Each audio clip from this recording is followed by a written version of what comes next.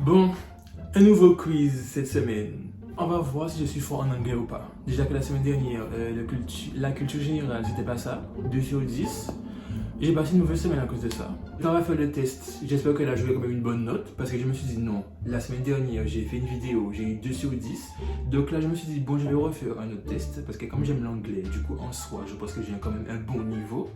Mais après, de base, nous, les Français, niveau anglais, on est vraiment des sous-merdes. Donc,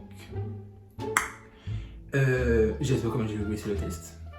Donc, en soi, je vous mettrai le lien du quiz en question en barre d'infos, si vous voulez essayer aussi. Et celui aussi de la semaine dernière, je l'ai mis en barre d'infos aussi. J'ai oublié de le dire, mais voilà, je vous le dis là. Voilà. Limited edition, rare and original, indeed. Now I wanna touch it, better not touch it. Tell 'em I'll fall back, that's me. Salut tout le monde, bienvenue sur ma vidéo. Alors aujourd'hui je vais faire un quiz pour savoir si je suis une brêle, enfin à quel point je suis une brêle en anglais. Donc en soi, là je suis sur mon téléphone en question. Du coup je ferai comme la dernière fois, je vous mettrai les questions avec les réponses à choisir. Comme ça vous allez faire la même chose que moi. Et à la fin je vous montre le résultat. Alors déjà, comme je l'ai dit tout à l'heure, le lien est en barre d'infos, donc si vous voulez essayer aussi. Il y a un petit message aussi au cas où. Du coup, là, ils disent de récentes études ont encore montré qu'on n'était pas des lumières en langue étrangère en France. Ça, c'est vrai, parce que nous, les Français, niveau langue étrangère, on est grave nuls. On veut pas apprendre. On veut toujours rester genre niveau débutant. On veut pas augmenter en fait. Mais moi, non. Moi, je veux une globe en fait. Je vois plus loin. Un seul jour, un élève qui sort du collège est absolument incapable d'aligner 3 mots en anglais. Vous vous rendez compte? La honte. La faute à plein de choses. Un enseignement qui laisse à désirer, ça c'est vrai. Un manque dramatique de créativité dans la présentation des cours, etc. Ça c'est vrai parce que parfois, tu as le prof en question. Lui-même, il fait plein de fautes en anglais. Et aussi, il te donne pas envie. Du coup, les profs vous remettent en question aussi. C'est pas seulement les élèves en fait. You know that's right.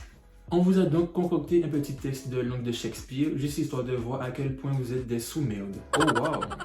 Mais rassurez-vous, comme on est aussi nul que vous en anglais, on vous jugera pas. Bon, on verra. Allez. Question 1. Quelle est la définition du présent simple en anglais? Question A. Le contraire du passé compliqué. B. Un temps qui désigne une action présente en général, contrairement au présent continu qui désigne une action en train d'être effectuée. C. C'est le truc où ça ne change rien à la conjugaison sauf à la troisième personne du singulier. Il y a un truc qui se passe, mais je sais plus c'est quoi. D. Quand on rajoute ing à la fin du verbe. Alors, donc selon moi, quelle est la définition du présent simple en anglais? Je crois que c'est quand on rajoute ing à la fin du verbe.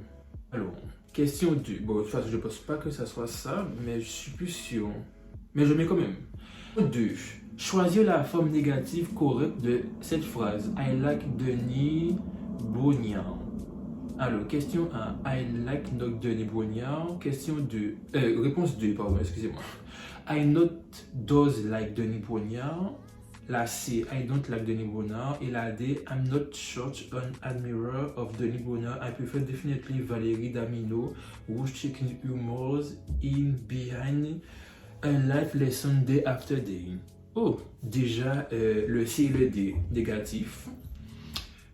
Non, qu'est-ce que je raconte? La dernière réponse, c'est pas ça. Déjà, elle est trop longue en soi. Et déjà, en anglais, ils aiment toujours, par exemple, des réponses courtes, tu vois. Donc, en soi, moi, je dis, c'est la C, qui est I don't like Denis Brognard. Question 3. Est-ce que d'après toi, il est mal poli de dire you à quelqu'un que tu ne connais pas? Oui, on n'a pas gardé les cochons ensemble non plus. Non, il n'y a pas de vouvoiement et de tutoiement en anglais. Ben non, c'est pas mal poli. C'est pas mal poli. Parce que déjà, en anglais, you, ça veut dire vous, et you, ça veut dire tu. Donc, à la deuxième personne du singulier et à la deuxième personne du pluriel. Donc, en soi, moi, j'aimais la deuxième. Non. Il n'y a pas de vouvoiement et de tutoiement en anglais. Question 4.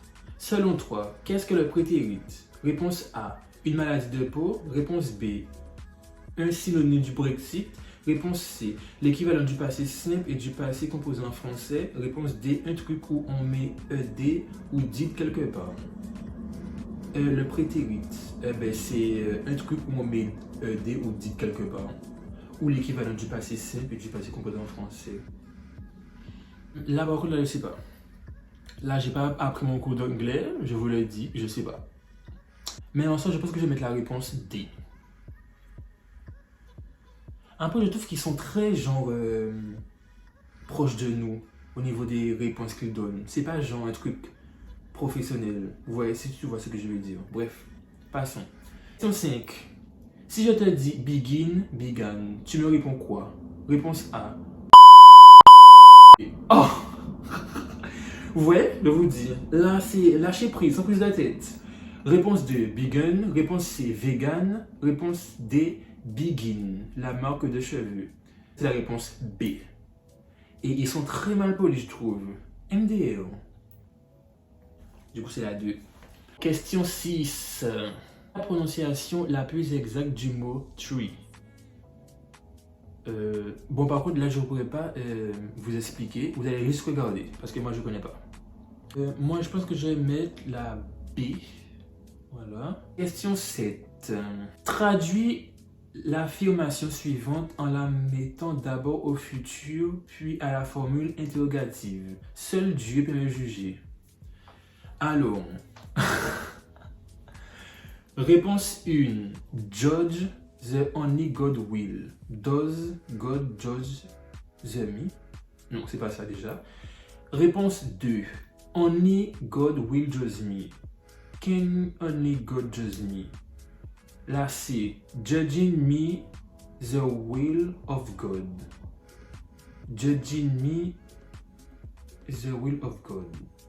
Ils ont mis 2 fois la même chose. Bref. Et la dernière réponse.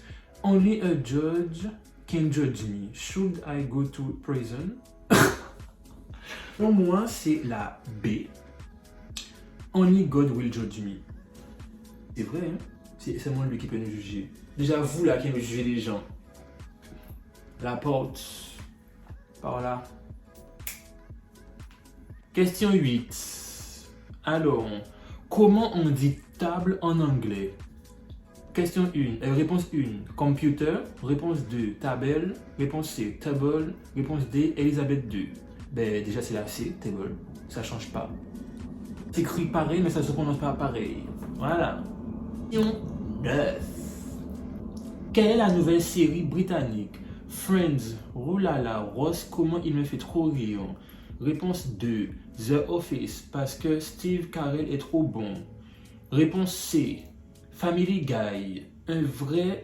En vrai, c'est tellement mieux que les Simpsons. Archie pas. Là, tu dis là. You lying. Comment ça, c'est mieux que les Simpsons? Va là-bas. New York, unité spéciale. 20 saisons de pure kiff. Déjà, New York, en soi, c'est États-Unis. Donc, c'est pas ça. Friends, c'est les États-Unis aussi. Donc, c'est pas ça. The Office ou Family Guy? C'est The Office. Parce que Family Guy, c'est à... C'est où déjà? J'ai oublié le nom de la ville, mais c'est en Amérique. Donc, du coup, c'est The Office. Question 10. Vous êtes prêts? Alors, trouve une traduction possible ces expressions de la vie de tous les jours. Putain, fait chier, relou et merde, chiotte à cul. Les 4 réponses qu'ils ont mis, c'est la même chose. Vous avez regardé le screen, je dis pas. Moi, je mets la B en question. Bon, après toutes ces questions dont j'ai répondu, j'ai pas laissé de blanc, j'ai été honnête. Si c'est pas ça, ben, c'est pas ça, hein. Maintenant, voir les résultats.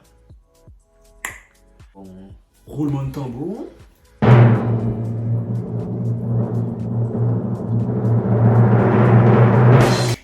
Alors, oh wow! Tu es bilingue ascendant Elisabeth II.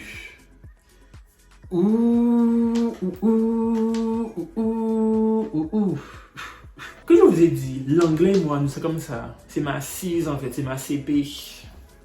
You are completely able to read this text in English. As a matter of fact, You are so good in English that you could write a poem to honor this fantastic language. Hassle. You know that's right. Trop content. Mais le truc c'est qu'ils ont pas mis le résultat, ils ont pas mis combien j'ai eu. Je voulais savoir où j'ai fait des fautes en fait. Mais c'est pas marqué. Mais en soi j'ai quand même gagné. Je suis bilingue en fait. Go mettre ça sur mon CV. Parce que sur mon CV je mettais niveau scolaire. Je vais grave mettre bilingue en fait. Bilingue garçon d'Elisabeth II. Donc du coup, sis, you can call me. Follow me on the gram. Snap. TikTok. YouTube. Comme tu veux. We need to talk. N'hésitez pas à vous abonner. Parce que je vois que vous aimez regarder, vous vous abonnez pas. Bonne de traîner. On se revoit la semaine prochaine. Bisous. Bonnes vacances. Dites-moi si vous avez le bac, le brevet, tout ça. Je veux savoir. En fait.